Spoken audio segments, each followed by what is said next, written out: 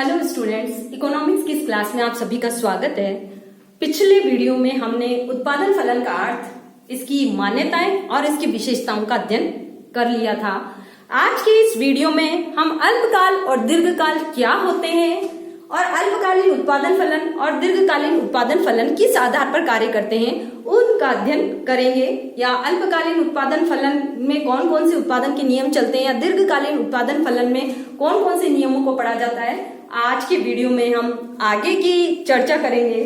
तो सबसे पहले अल्पकाल और दीर्घकाल। हमने कहा समय के आधार पर हमारे उत्पादन फलन दो रूपों में हो सकते हैं, अल्पकालीन और दीर्घकालीन। अब अल्पकाल और दीर्घकाल होता क्या है, पहले हम इस चीज को समझ लें।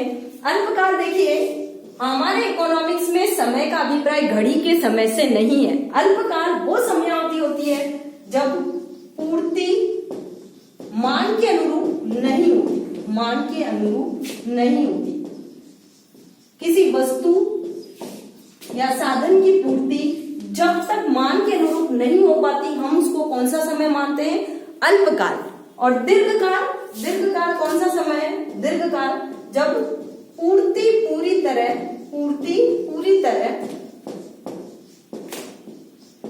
मांग के अनुरूप होती है, मांग के अनुरूप होती है। यानी जब पूर्ति पूरी तरह मांग के अनुरूप बदल जाती है उसको हम कहते हैं दीर्घकाल। वैसे तो समय के चार प्रकार है हमारे इकोनॉमिक्स में, अति अल्पकाल, अल्पकाल, दीर्घकाल और अति दीर्घकाल। लेकिन हम ये मानते हैं कि हम अल्पकाल में जीते हैं और अल्पकाल में कभी भी पूर्ति मांग के अनुरूप नहीं होती।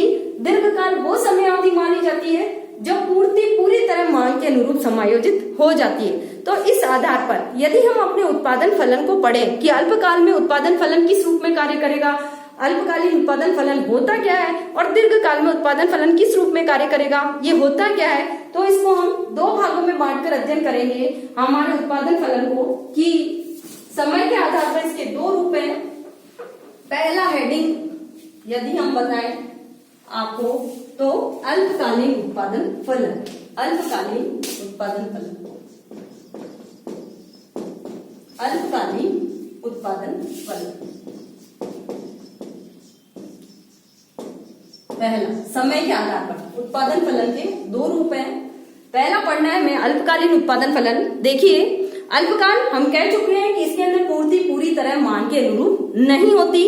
पूर्ति हमेशा जितनी मांग है उसके अनुरूप ढल ही नहीं पाती। तो अल्पकाल में ऐसा माना जाता है कि जब हम उत्पादन कार्य करते हैं तो उत्पादन के कुछ साधन स्थिर और कुछ साधन परिवर्तनशील होते हैं,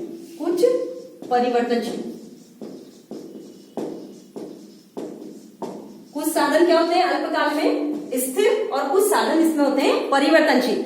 मतलब अल्पकाल में हम साधनों को पूरी तरह परिवर्तित नहीं कर सकते। तो स्थिर साधनों के साथ जब हम परिवर्तनशील साधनों की मात्राओं को लगाते हैं, जैसे हमने कह दिया भूमि स्थिर है और उस पर हमने पूंजी और श्रम की परिवर्तनशील इकाइयां लगाई है। किसी कृषि कार्य को हम कर रहे हैं, भूमि है, हमारे पास पूंजी है, श्रम है, उसके लिए हमने अन्य साधन सुविधाएं जो है वो जुटा रखी है। तो अल्पकाल में स्थिर साधनों के साथ जब हम परिवर्तनशील साधनों की मात्राओं का संयोग स्थापित करते हैं तो एक निश्चित समयावधि तक हमारे सीमांत उत्पादन में वृद्धि होती है। ऐसा क्यों होता है, क्योंकि बड़े साधनों के साथ जब कम मात्रा वाले साधनों का संयोग स्थापित किया जाता है तो जब तक उनका अनुकूलतम संयोग बैठेगा तब तक हमारा कुल उत्पादन बढ़ता जाएगा। उदाहरण के लिए यदि मैं कहूं, एक जमीन पर कार्य करने के लिए 20 श्रमिकों की जरूरत है और यदि आपने वहां पर 10 श्रमिक लगाए हैं पहले और फिर 11, 12, 13, 14 ऐसे करके आप वहां यदि उनकी इकाइयां बढ़ा रहे हैं तो अनुकूलतम संयोग स्थापित होने तक तो क्या होगा, आपका कृषि उत्पादन बढ़ेगा। तो अल्पकाल में उत्पादन की प्रारंभिक अवस्था में क्या होता है, स्थिर साधनों के साथ जब हम परिवर्तनशील साधनों की मात्राएं लगाते हैं, स्थिर साधनों के साथ जब हम परिवर्तनशील साधनों की मात्राएं नियोजित करते हैं तो प्रारंभ में क्या होता है, हमारे सीमांत उत्पादन में बढ़ती दर से वृद्धि होती है। कहने का अभिप्राय हमारा सीमांत उत्पादन बढ़ने लगता है और सीमांत उत्पादन बढ़ने के कारण हमारा जो कुल और औसत उत्पादन भी बढ़ता है। तो इस स्थिति को हम कहते हैं उत्पादन के अल्पकालीन उत्पादन के नियम। मतलब अल्पकाल में स्थिर साधनों के साथ जब हम परिवर्तनशील साधनों की मात्राओं का संयोग स्थापित करते हैं और उत्पादन की मात्रा पर जब प्रभाव देखते हैं तो उसको हम कहते हैं प्रतिफल के नियम या अल्पकालीन उत्पादन के नियम। स्थिर साधनों के साथ जब परिवर्तनशील साधनों की मात्राएं लगाई जाएगी तो उत्पादन पर जो प्रभाव आते हैं, उत्पादन पर प्रभाव होते हैं,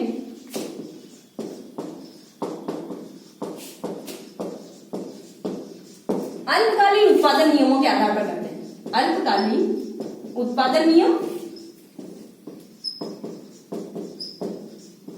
या उन्हें हम कह सकते हैं प्रतिफल के नियम। प्रतिफल नियम, साधनों के प्रतिफल नियम भी नाम दिया हुआ है किन्हीं किन्हीं किताबों में।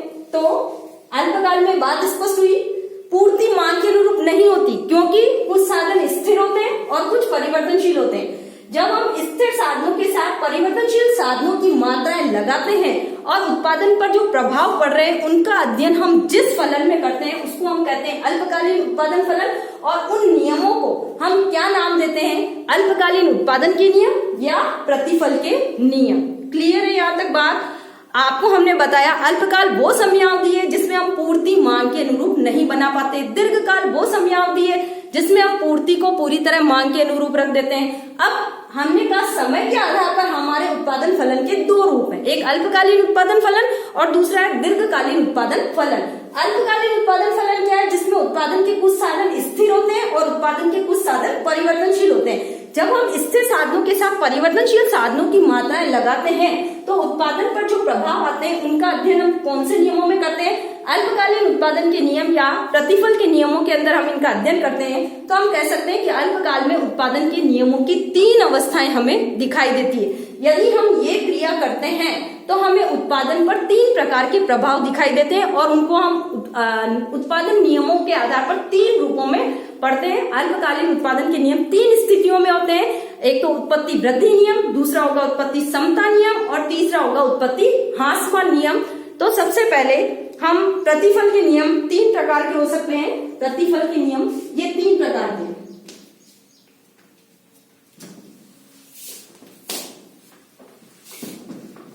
अल्पकालीन उत्पादन के नियम भी कह सकते हैं हम या प्रतिफल के नियम।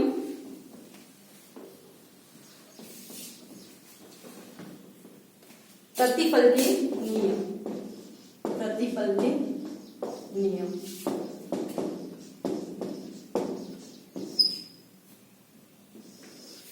तीन प्रकार है इसके, 3 प्रकार प्रतिफल के नियमों के 3 प्रकार हमें दिखाई देते हैं। सबसे पहला उत्पत्ति वृद्धि नियम, उत्पत्ति वृद्धि नियम या जिसको हम कह सकते हैं साधनों के बढ़ते प्रतिफल नियम। साधनों के बढ़ते प्रतिफल नियम। अभी हम अल्पकालीन उत्पादन फलन पढ़ रहे हैं और अल्पकालीन उत्पादन फलन में उत्पादन के जो नियम होते हैं उनको हम कहते हैं प्रतिफल के नियम या अल्पकालीन उत्पादन के नियम। ये 3 रूपों में होंगे। फर्स्ट हम पढ़ रहे हैं उत्पत्ति वृद्धि नियम या साधनों के बढ़ते प्रतिफल नियम भी हम कह सकते हैं। देखिए, उत्पादन की जो प्रारंभिक अवस्था होती है, उत्पादन की प्रारंभिक अवस्था में जब हम कुछ बड़े और अविभाज्य साधनों के साथ परिवर्तनशील साधनों की मात्रा जैसे जैसे लगाते हैं वैसे वैसे उनका अनुकूलतम संयोग स्थापित होने तक हमारा सीमांत और औसत उत्पादन बढ़ने लगता है। तो सीमांत और औसत उत्पादन में बढ़ने के कारण कुल उत्पादन में भी वृद्धि होती है। इसको हम कहते हैं साधनों के बढ़ते प्रतिफल नियम या उत्पत्ति वृद्धि नियम। अल्पकाल में कुछ साधन स्थिर होंगे, कुछ परिवर्तनशील साधन होंगे। तो जब हम कुछ बड़े या अविभाज्य साधनों के साथ परिवर्तनशील साधनों की मात्राओं को लगातार बढ़ाते रहते हैं, जैसे मैं कहूँ हमारे पास ये भूमि का एक बड़ा टुकड़ा है, भूमि का बड़ा टुकड़ा है जहाँ पर आपको 15 श्रमिक चाहिए कार्य करने के लिए, 15 श्रमिक चाहिए कार्य करने के लिए। आपने यहाँ पर 10 श्रमिक लगाए, 11, 12, 13, 14 तक लगाएंगे या 15 तक लगाएंगे, तब तक आपको जो श्रम या पूंजी की इकाइयां हैं, जैसे श्रम की इकाइयां, इनको आपने लगा रखा है। जब तक 15 इकाइयां लगाएंगे हमारा जो मार्जिनल प्रोडक्शन है और एवरेज प्रोडक्शन है वो लगातार बढ़ता चला जाएगा। इसके अंदर क्या होगी, इसमें भी वृद्धि होगी और इसमें भी वृद्धि। जब ये स्थिति होगी तो हम इसको कहते हैं उत्पत्ति वृद्धि नियम या साधनों के बढ़ते प्रतिफल नियम। मतलब जब हम उत्पादन की प्रारंभिक अवस्था को देखते हैं तो कुछ स्थिर और अविभाज्य साधनों के साथ परिवर्तनशील साधनों की मात्राएं लगाने पर सीमांत और औसत उत्पादन बढ़ने लगता है, जिसके कारण हमारे कुल उत्पादन में जो वृद्धि होती है उसको हम कहते हैं उत्पत्ति वृद्धि नियम या साधनों के बढ़ते प्रतिफल नियम। अब देखिए इसको हम एक तालिका और रेखा चित्र के द्वारा स्पष्ट करेंगे कैसे होता है ये।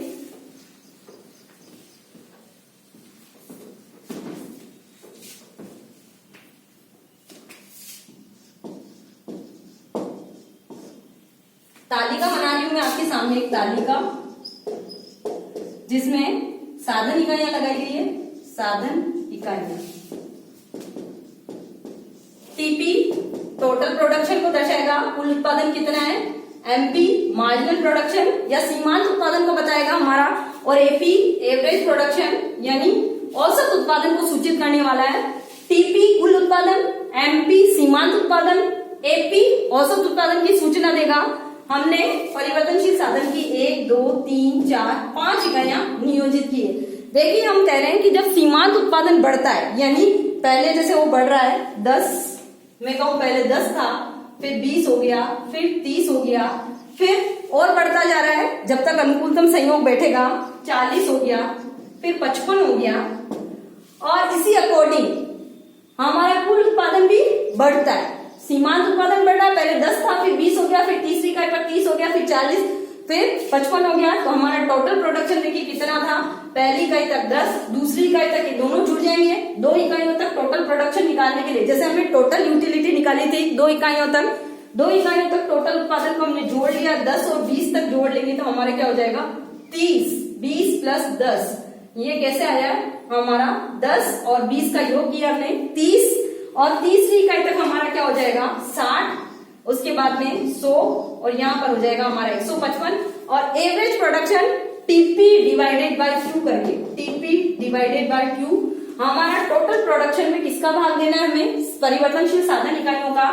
तो पहली पे हो जाएगा 10, दूसरी पे हो जाएगा हमारा 15, तीसरी पे हो जाएगा हमारा 20, चौथी पे हो जाएगा 25, और 5वीं पे हो जाएगा 31। तो इस प्रकार देखिए जब सीमांत उत्पादन बढ़ रहा है तब हमारा औसत उत्पादन भी बढ़ रहा है। सीमांत उत्पादन बढ़ने के कारण कुल उत्पादन में जो वृद्धि की गति सूचित होती है उसको हम कहते हैं उत्पत्ति वृद्धि नियम या साधनों के बढ़ते प्रतिफल नियम।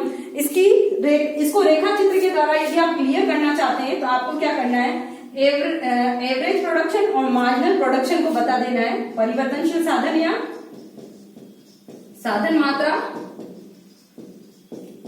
और ओपाय अक्ष पर लिया है मैंने हमारा उत्पादन मात्रा को। उत्पादन के नियमों को हम एपी और एमपी रेखाओं के द्वारा बता सकते हैं। आप चाहें तो इनके लिए उचित पैमाना मानकर भी आप यहाँ इकाइयां दर्शा सकते हैं कि भाई 1, 2, 3, 4, 5 में क्या स्थितियां रही है, और इधर आप टोटल प्रोडक्शन में आप सीमांत और औसत उत्पादन को दिखाने वाले जो भी आपके पैमाने के आधार पर आंकड़े बनते हैं उनको यहाँ लिखकर आप अपनी रेखाओं की सहायता से स्पष्ट कर सकते हैं कि सीमांत और औसत उत्पादन बढ़ रहा है। मैं यहाँ डायरेक्ट ही चित्र बना रही हूँ कि हमारा एमपी बढ़ रहा है, एमपी, और एमपी बढ़ने के साथ ही हमारा जब एपी भी बढ़ता है, एपी उससे रिलेटेड है एपी, जब एमपी बढ़ता है तो उससे रिलेटेड एपी भी बढ़ता है, लेकिन एपी के बढ़ने की गति एमपी से धीमी होती है, इसलिए एपी हमेशा एमपी के नीचे ही होगा। ध्यान रखिए एपी के बढ़ने की गति एमपी से धीमी गति के होने के कारण एपी एमपी से हमेशा नीचे ही होता है। यहाँ देखिए आप एपी ये पहले दोनों समान है, लेकिन फिर एमपी 20 है तब ये 15 है, जब ये 30 है तब ये केवल 20 है, ये 40 है तब ये केवल 25 है, और ये 55 है तब ये केवल 31 है। यानी एपी बढ़ रहा है तब एमपी भी 10, 15, 20, 25, 31 की गति से बढ़ा है, लेकिन इसके बढ़ने की गति एमपी से थोड़ी धीमी है। तो जब एपी और एमपी के ये बढ़ने की स्थितियां होती है उसको हम कहते हैं उत्पत्ति वृद्धि नियम या साधनों के बढ़ते प्रतिफल नियम। अब देखिए ये नियम क्यों क्रियाशील होता है, साधनों के जो बढ़ते प्रतिफल नियम है वो क्यों क्रियाशील होते हैं, क्यों हमें प्रारंभ में ऐसा मिलता है कि हमारा उत्पादन जितने हम साधन लगा रहे हैं उसकी तुलना में तेज गति के साथ बढ़ रहा है। उसका पहला कारण यदि हम देखें तो पहला कारण है साधनों की यदि हम इसके कारण देखें कि कारण क्या है इसके वृद्धि नियम की क्रियाशीलता के या इस नियम की क्रियाशीलता के कारण,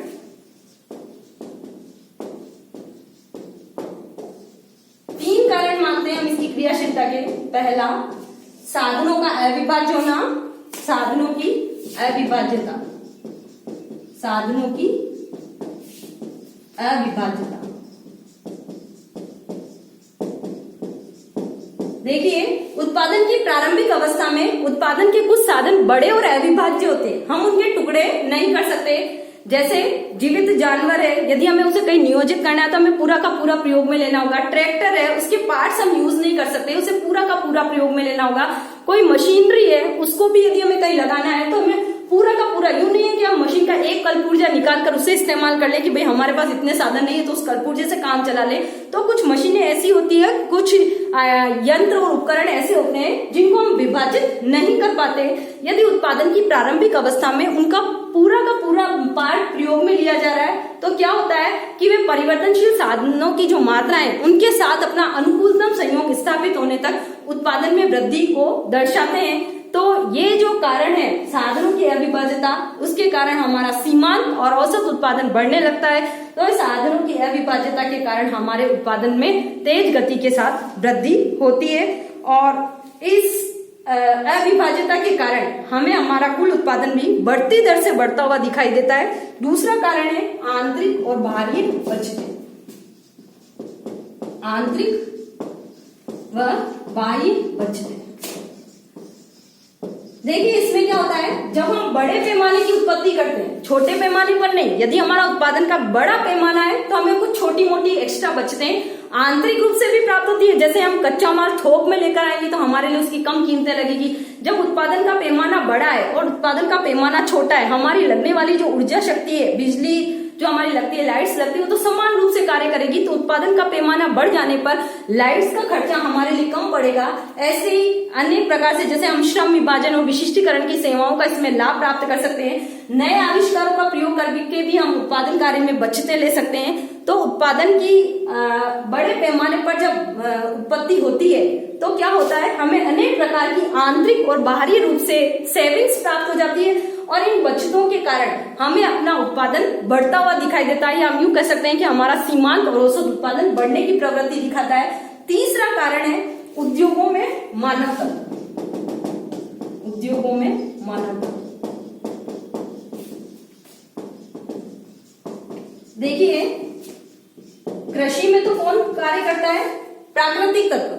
हमारी कृषि किस पर डिपेंड करती है, प्रकृति पर, कि प्रकृति में किसी वस्तु का उत्पादन किस पर डिपेंड करता है, वर्षा कितनी है, तापमान कितना है, या वहां की जलवायु कैसी, उस पर डिपेंड करता है। लेकिन उद्योगों में कौन सी शक्ति क्रियाशील अधिक होती है, मानवीय शक्ति। उसके अंदर हम मानव की योग्यताएं, क्षमताएं, उसके ज्ञान, इसका सबका फायदा लेते हैं। तो उद्योगों में मानव तत्व की प्रधानता होने के कारण जब वो अधिक कार्य कुशलता के साथ कार्य करता है तो हमारा कुल उत्पादन बढ़ती दर से हमें देखने को मिलता है। तो उद्योगों में मानव तत्व की क्रियाशीलता के कारण भी जब प्रारंभिक अवस्था में हमें सीमांत और औसत उत्पादन में बढ़ने के कारण कुल उत्पादन में वृद्धि की गति दिखाई देती है। प्राकृतिक तत्वों पर हमारा अधिकार नहीं होता, लेकिन मानवीय तत्वों पर हमारा प्रभाव होने के कारण हम अपनी उनकी क्षमताओं का पूरा उपयोग कर सकते हैं और कुल उत्पादन में वृद्धि को प्राप्त कर सकते हैं। तो उत्पत्ति वृद्धि नियम क्या है, ये आपको समझ में आ गया कि हम प्रारंभिक अवस्था में जब स्थिर साधनों के साथ परिवर्तनशील साधनों की मात्राएं लगाते हैं तो उनका अनुकूलतम संयोग स्थापित होने तक हमारा औसत और सीमांत उत्पादन बढ़ने लगता है। उसको हम कहते हैं उत्पत्ति वृद्धि नियम। अब ये क्यों क्रियाशील होता है, कुछ साधन बड़े और अविभाज्य होते हैं, उनके हम टुकड़े नहीं कर पाते, और जब उनको पूरा प्रयोग में ले रहे हैं तो उनकी क्षमताओं का पूर्ण उपयोग होने तक सीमांत और औसत उत्पादन बढ़ता है। जब बड़े पैमाने की उत्पत्ति की जाती है तो अनेक प्रकार की आंतरिक और बाहरी बचतें हमें मिलती है। इन बचतों के कारण भी हमारा उत्पादन अधिक तीव्र होता है। और तीसरा कारण, उद्योगों में मानव तत्व अधिक क्रियाशील रहते हैं। प्राकृतिक तत्वों के वनस्पत और मानवीय क्षमताओं का कुशलता प्रयोग करके हम अपने उत्पादन को बढ़ा सकते हैं। इसके बाद भी हमारे जो प्रतिफल के नियम है उनमें दो नियम और बचे हैं, उत्पत्ति समता नियम और उत्पत्ति ह्रासमान नियम। आगे के वीडियोस में हम उनका अध्ययन करेंगे। इस वीडियो में इतना ही कि अल्पकाल में उत्पादन के 3 नियम होंगे। उसमें सबसे पहले हमने पढ़ा उत्पत्ति वृद्धि नियम क्या है और इसकी क्रियाशीलता के कारण क्या है। आपको समझ आ गया होगा, और नहीं आया है तो आप मुझे मेरे व्हाट्सएप नंबर पर कॉल कर सकते हैं। धन्यवाद।